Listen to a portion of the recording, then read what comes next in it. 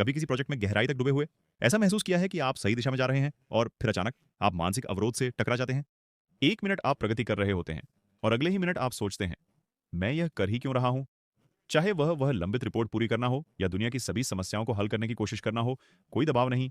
हम सभी ने कभी ना कभी फंसा हुआ महसूस किया है। तो यहाँ क्या हो रहा है? मनोवैज्ञानिक इसे बीच में फंसे होने का प्रभाव कहते हैं, और यह बिल्कुल वैसा ही है जैसा यह सुनाई देता है। शुरुआत में सब कुछ नया और रोमांचक होता है, शायद थोड़ा बहुत आसान भी। जैसे जब आप दौड़ना शुरू करते हैं और पहली मील ऐसा लगता है जैसे आप मैराथन जीत रहे हैं। लेकिन जैसे जैसे समय बीतता है, नवीनता कम हो जाती है और आप अपने लक्ष्य को एक विशाल दूर की चीज के रूप में देखने लगते हैं। आपने जो हासिल किया है उस पर गर्व महसूस करने के बजाय आप इस बात पर ध्यान केंद्रित कर लेते हैं कि आपको अभी कितना कुछ करना बाकी है, और फिर आती है निराशा। लेकिन यहाँ एक तरकीब है, आपको पूरी पिज्जा एक ही बार में नहीं खानी है। यदि आपका लक्ष्य भारी लग रहा है तो इसे छोटे, प्रबंधनीय हिस्सों में बांट लें। अंतर बहुत बड़ा है। हर बार जब आप अपनी सूची से कुछ हटाते हैं तो आपको थोड़ा डोपामाइन मिलता है, जो आपको आगे बढ़ने के लिए प्रेरित करता है। आप मूल रूप से खुद को बार बार जीतने की अनुमति दे रहे हैं, और कौन ऐसा नहीं चाहता। आइए एक बड़े मुद्दे पर विचार करें, जैसे जलवायु परिवर्तन से निपटना या सामाजिक असमानता से लड़ना। ये समस्याएं एक विशाल अचल चट्टान की तरह हैं। जब दुनिया की समस्याएं इतनी बड़ी होती हैं तो खुद को छोटा और असहाय महसूस करना आसान होता है। और यह सच है, कोई भी अकेला व्यक्ति इन सभी को हल नहीं कर सकता। लेकिन, और यह महत्वपूर्ण है, प्रत्येक छोटा कदम मायने रखता है।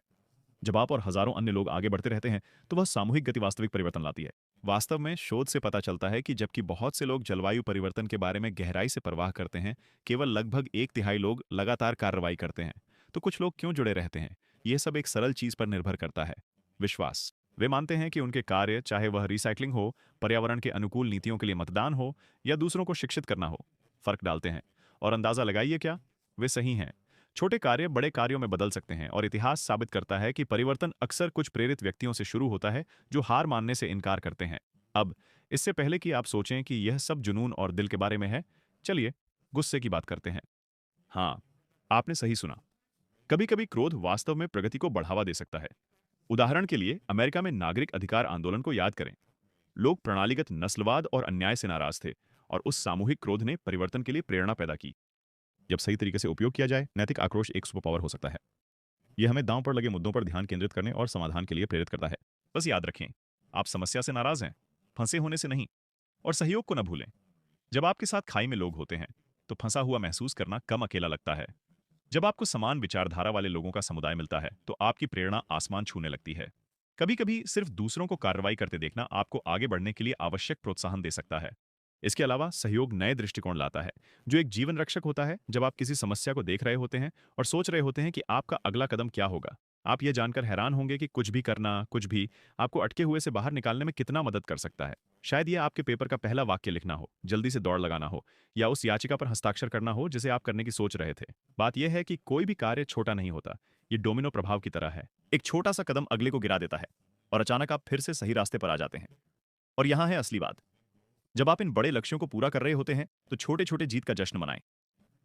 हर उपलक्ष्य जिसे आप पूरा करते हैं, हर छोटा कदम जो आप उठाते हैं, एक हाई फाइव के लायक होता है। चाहे वह 100 शब्द लिखना हो या एक अतिरिक्त मील दौड़ना। उन छोटी जीतों को मान्यता देने से आपको आगे बढ़ने का आत्मविश्वास मिलता है। सबसे अच्छी बात, ये छोटी जीतें बड़ी जीतों की ओर ले जाती हैं। मुझ पर विश्वास करें, गति का एहसास नशे की तरह होता है। आप प्रगति देखना शुरू करते हैं और इससे पहले कि आप जानें, वह विशाल भारी लक्ष्य इतना असंभव नहीं लगता। तो अगली बार जब आप फंसे हुए महसूस करें तो यह करें, इसे छोटे हिस्सों में बांटें।